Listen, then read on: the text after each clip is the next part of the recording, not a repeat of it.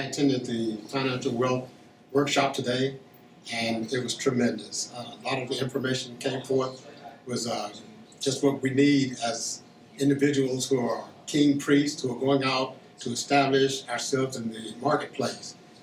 One of the things that were outstanding to me was that we need a lot of information that we don't basically find in our communities. But Dr. Ponder has a system and a teaching method that will enlighten us and it will project us or propel us into our future and into our assignment. I think that every successful business person should have a coach.